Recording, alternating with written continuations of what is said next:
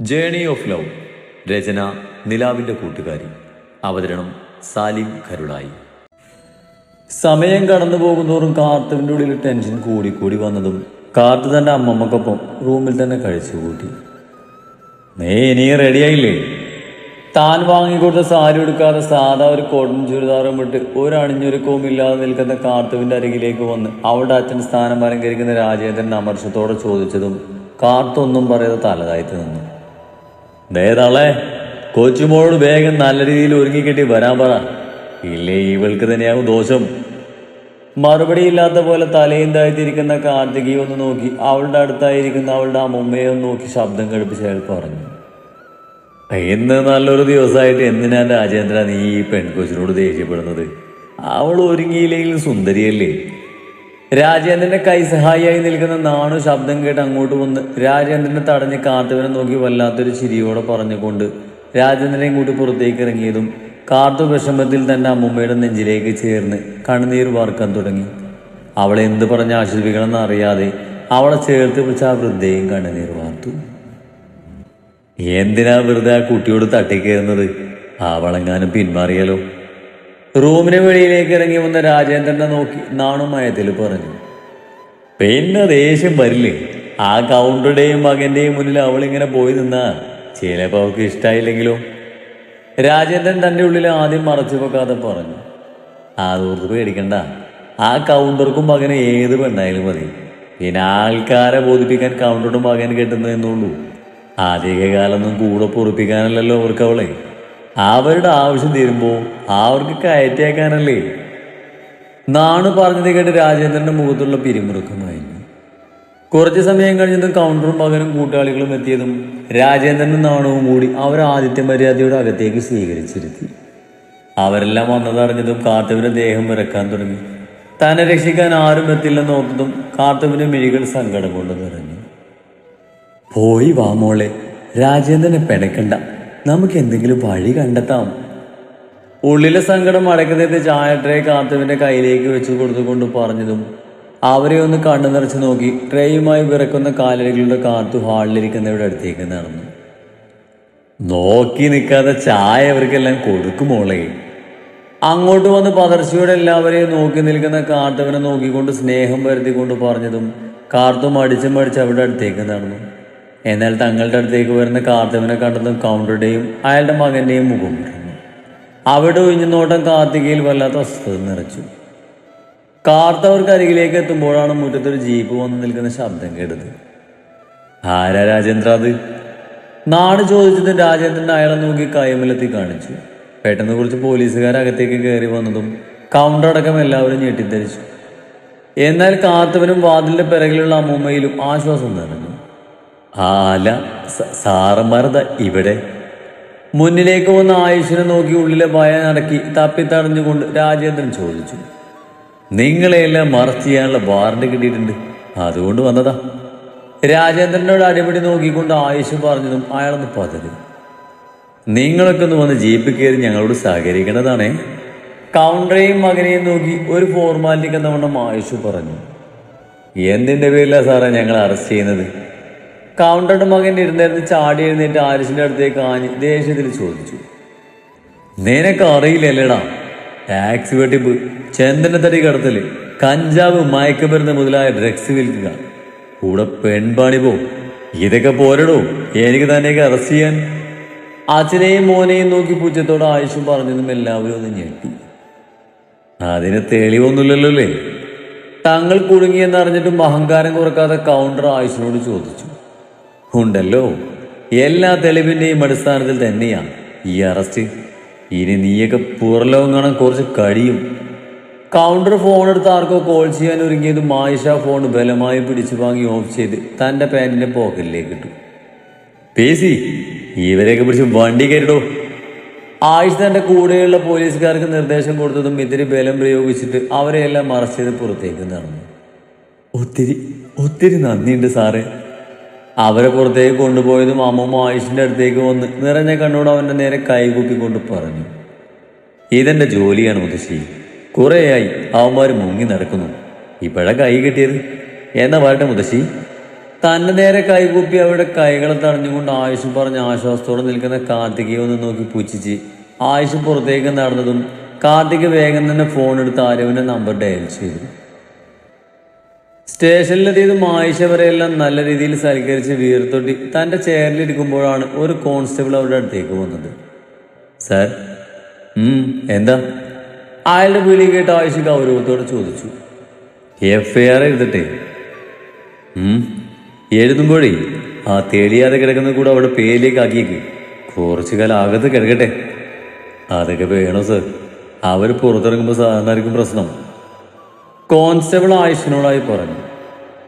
താനേ ഞാൻ പറഞ്ഞേ കേട്ടാ മതി. വേഗം പോയി FIR എഴുതാൻ നോക്കടോ. ശരി സാർ. അല്ല സാറേ, ഒരു സംശയം ചോദിച്ചോട്ടെ? പോകാൻ തോന്നി അയാൾ പെട്ടെന്നെന്തോ ഓർത്തതുപോലെ ആയുഷ് നേരെ തിരിഞ്ഞുകൊണ്ട് ചോദിച്ചു. സാറിനെന്താ ഈ കാർത്തിക എന്ന് പറഞ്ഞ കുട്ടിയുടെ കാര്യത്തിൽ ഇത്ര ഇൻട്രസ്റ്റ്? അതോ, താൻ ഈ പറഞ്ഞ കാർത്തിക എന്ന പെണ്ണില്ലേ, അവളെനിക്ക് വളരെ വേണ്ടപ്പെട്ട ഒരാളുടെ വേണ്ടപ്പെട്ട സുഹൃത്താണ്. അപ്പോൾ അവൾക്ക് എന്തെങ്കിലും പറ്റിയാ എനിക്ക് വേണ്ടപ്പെട്ട ആളുടെ മനസ്സ് നോവില്ലേ? അതുകൊണ്ടാണ്. ചെയറിലേക്ക് ചാരിക്കിടന്ന ആര്യവനെ ഓർത്ത് ഇളം ചിരിയോട് ആയുഷ് പറഞ്ഞു. വേണ്ടപ്പെട്ട ആളെന്ന് പറയുമ്പോൾ ആരാ സാറേ? സാറ് സ്നേഹിക്കുന്ന ആളാണോ? അതൊക്കെ സമയമാകും പറഞ്ഞാൽ മതി. താനിപ്പോൾ പോയി പറഞ്ഞ് ജോലി ചെയ്യാൻ നോക്ക്. ആയുഷ് പറഞ്ഞത് കേട്ടതും ശരിയെന്ന രീതിയിൽ തലകുലിക്കയാൾ പോയതും ആരവിനെയോർത്ത് നിറഞ്ഞ ചിരിയോടെ നെഞ്ചു തടവി ആയുഷ് തന്റെ മിടികൾ ചെന്നി.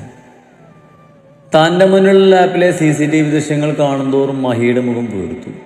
ലാപ്പിൽ നിന്നും കണ്ടു മാറ്റാതെ ഫോണെടുത്ത് ആരവിന്റെ നമ്പർ ഡയൽ ചെയ്തു. വീണ്ടും അവൾ കോൾ എടുക്കുന്നില്ലെന്ന് കണ്ടതും മഹി പല്ല് കടിച്ച് മുഖം പൊറിപ്പിച്ച് ലാപ്പിലേക്ക് തന്നെ നോക്കി. എഴുതാനറിയാത്തൊരു കുഞ്ഞിച്ചക്കനെ മടിയിലിരുത്തി ആ കുഞ്ഞിക്കൈയിൽ പിടിച്ച് സ്ലേറ്റിൽ ഓരോ അക്ഷരങ്ങൾ എഴുതി പഠിപ്പിക്കുകയാണ് ആരും. തനിക്ക് മാത്രം അവകാശപ്പെട്ട അവളുടെ നെഞ്ചിൽ മറ്റൊരാൾ ചേർന്നിരിക്കുന്നത് അതൊരു കുഞ്ഞാണെങ്കിൽ കൂടി മഹിക്ക് സഹിക്കാൻ പറ്റുന്ന കാര്യമല്ല. അവളെന്നും അവൻ്റേത് മാത്രമാണ്. അവളിൽ മറ്റൊരാൾ അധികാരവും അവകാശവും സ്ഥാപിക്കുന്നത് ചെക്കന് സഹിക്കാൻ പറ്റുന്ന കാര്യമല്ല. ആ ദൃശ്യങ്ങൾ കാണുന്തോറും മഹിയുടെ മുഖം കുശുമ്പ് കൊണ്ട് ഇപ്പൊ പൊട്ടുന്ന രീതിയിൽ വീർത്തു. ആരും ഫോൺ എടുക്കുന്നില്ലെന്ന് കണ്ടതും മഹി പ്യൂണിനെ വിളിച്ചു വരുത്തി ആരുവിനെ വിളിച്ചു കൊണ്ടുവരാൻ ഏർപ്പാടാക്കി പറഞ്ഞു വിട്ട് ലാപ്പിൽ കാണുന്ന അവളിലേക്ക് തന്നെ മിഴികൾ ഊന്നി മഹി ചെയറിലേക്ക് ചാഞ്ഞിരുന്നു. എന്താ ചേട്ടാ? പ്യൂണിനെ കണ്ടതും ആര് തന്നെ മടിയിലിരിക്കുന്ന കുഞ്ഞിനെ ബെഞ്ചിലേക്ക് ഇരുത്തി ക്ലാസ് റൂമിന്റെ ഡോറിന്റെ അരികിലേക്ക് വന്നുകൊണ്ട് ചോദിച്ചു.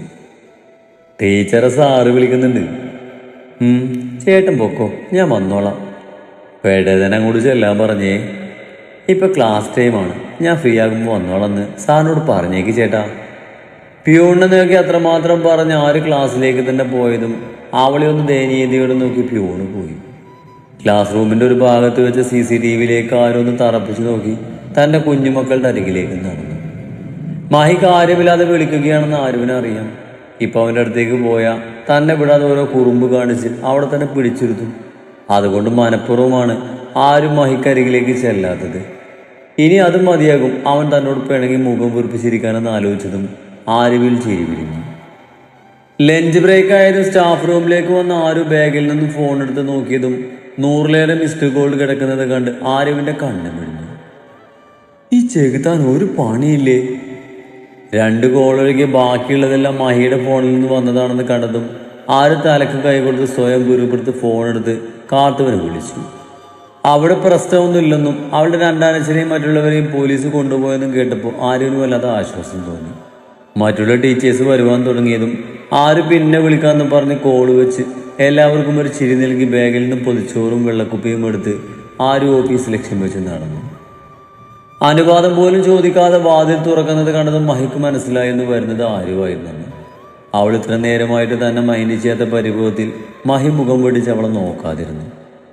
മുഖം വീർപ്പിച്ചിരിക്കുന്ന മഹിയെ കണ്ടതും ആര് ചിരിയടക്കി ഡോറടച്ച് ലോക്ക് ചെയ്തു. ഭക്ഷണം കഴിക്കേണ്ട മഹിയേട്ടാ? മഹിയുടെ ഇരിപ്പ് കണ്ട് വന്ന ചിരി അടക്കി മഹിക്കരികിലേക്ക് നടന്നുകൊണ്ട് ആര് ചോദിച്ചുവെങ്കിലും മഹി കേൾക്കാത്ത പോലെ ഫോണും നോക്കിയിരിക്കാൻ തുടങ്ങിയതും ആരൊന്ന് നീട്ടി ശ്വാസം വലിച്ചു വിട്ട് ആരും മഹിക്കരികിലേക്ക് വന്ന് കയ്യിലുള്ള ബോട്ടിലും പൊതിച്ചോറും ടേബിളിലേക്ക് എടുത്തു വെച്ചു. മഹിയേട്ടൻ എന്നോട് പിണക്കാണോ? അതാണോ മിണ്ടാത്തത്? മഹിയുടെ മടിയിലേക്ക് കയറിയിരുന്ന അവന്റെ കഴുത്തിലൂടെ കൈ ചുറ്റി മറുകൈ കൊണ്ട് മഹിയുടെ മുഖം തന്റെ നേരെ തിരിച്ചുകൊണ്ട് ചോദിച്ചതും മഹി ആരുവിനെ നോക്കി ചുണ്ടുകൂട്ടി. എന്തിനാ ഇപ്പം എന്നോട് പിണക്കം? മഹിയുടെ ഇരു കവളിലും മാറി മാറി ചുണ്ടുകൾ ചേർത്തുകൊണ്ട് ആര് ചോദിച്ചു. നിനക്കിപ്പോൾ എന്നെ വേണ്ടല്ലോ, ഞാൻ നിന്നെ വിളിച്ചിട്ട് നീ വന്നില്ലല്ലോ. അങ്ങനെ വിളിക്കുമ്പോൾ വരാൻ പറ്റുമോ? ഇത് സ്കൂളാണ്, അല്ലാതെ നമ്മുടെ വീടോ റൂമോ അല്ല. മഹിയുടെ താടിയിൽ അമർത്തി ചുംബിച്ചുകൊണ്ട് ആര് പറഞ്ഞു.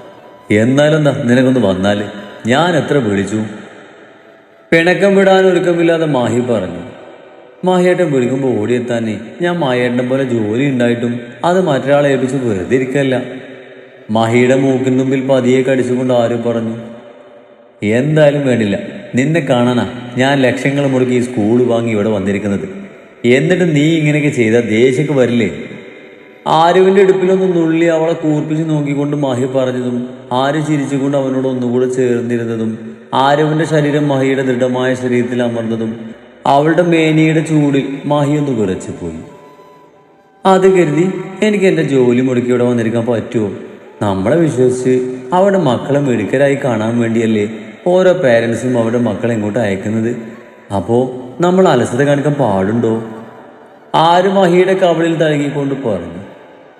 എനിക്കതൊന്നും നോക്കേണ്ട ആവശ്യമില്ല, ഇതെന്റെ സ്ഥാപനം. ആര് പറഞ്ഞത് ഇഷ്ടപ്പെടാതെ അതും പറഞ്ഞ് മഹി അവളുടെ വലതുമാറിൽ പിടിമുറുക്കി. ആ വേദന കാരണം ആരോ നീങ്ങി മഹിയുടെ തോളിൽ മുറുകെ പിടിച്ചതും മഹി ആരുവിന്റെ കഴുത്തിരക്കിലേക്ക് മുഖം പൂഴ്ത്തി അവളുടെ തൊണ്ടക്കുഴിയിൽ അമർത്തി ചുംബിച്ചു.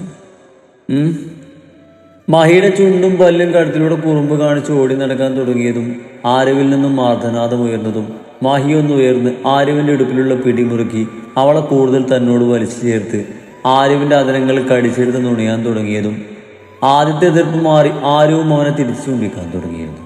ചുംബനം മുറുകുന്നതിനോടൊപ്പം അവളുടെ മാറിൽ നിന്നും മഹി സാരി അടത്തി മാറ്റാൻ ഒരുങ്ങിയതും ബോധം വന്നതുപോലെ ആരുവിനെ തന്നെ നടത്തി മാറ്റി.